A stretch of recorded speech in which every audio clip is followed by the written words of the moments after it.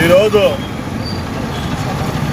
మహనీయులు కాన్సీరామ్ గారి 91వ జయంతి సందర్భంగా అనంతపురం నగరంలో మరి బహుజనులంతా ఒక పండగ వాతావరణంగా ఏర్పాటు చేసుకొని ఈరోజు ఆయనకి పూలమాలతో సమర్పించి మరి కాన్సీరామయ్య గారు చరిత్ర ఈ దేశ ప్రజలకు ఈ రాష్ట్ర ప్రజలకు తెలియజేయడానికే ఆంధ్రప్రదేశ్లో ఒక బీసీ సమన్వయ కమిటీ అనేది ఏర్పాటు చేయడం జరిగినది.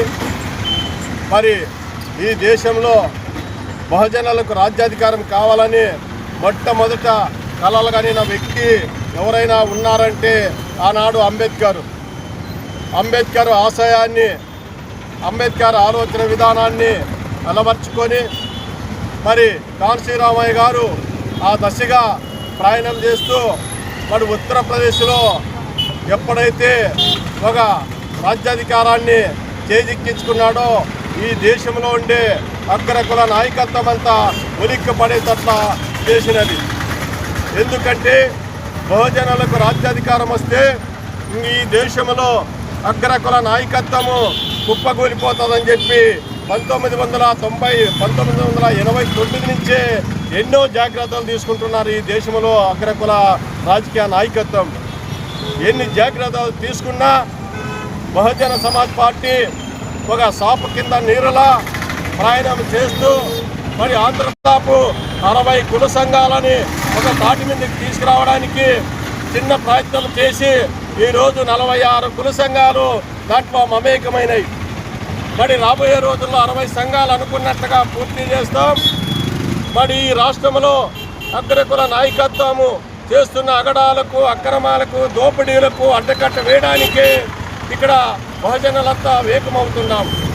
మరి ఇప్పుడే చూడండి, ఎక్కడ చూసినా ఎవరికి అధికారం వచ్చినా విలువైన భూములన్నీ కొల్లగొడుతూ ఎకరాలు వాళ్ళు శోధనం చేసుకుంటున్నారు. మరి ఎక్కడ చూసినా వాళ్ళు ఆస్తులు పెంచుకుంటున్నారు. ఆనాటి రాజులు ఎన్నో కోటలు కట్టుకొని ఎన్నో అక్రమ ఆస్తులు దోపిడీలన్నీ చేసుకొని బానిసలుగా పాలించిన చరిత్ర కూడా మనం చూసాం. మరి అటువంటి వాళ్ళే ప్రజలు తిరగబడినప్పుడు నిలబడలేక కన్నమరుగైపోయిన చరిత్ర మనం చూస్తున్నాం. ఇప్పుడు మనము కూడా బహుజనులంతా వేగం కావాలి. మరి బహుజనులు అంతా ఒక నాయకత్వం కింద రావాలి. మరి బహుజనులంతా రాజ్యాధికారం వైపు ప్రయాణం చేయాలనేదే ఆంధ్రప్రదేశ్ బీసీ సమన్వయ కమిటీ సిద్ధాంతం. మన ఆంధ్రప్రదేశ్లో బీసీలంతా కలిసి రావాలి.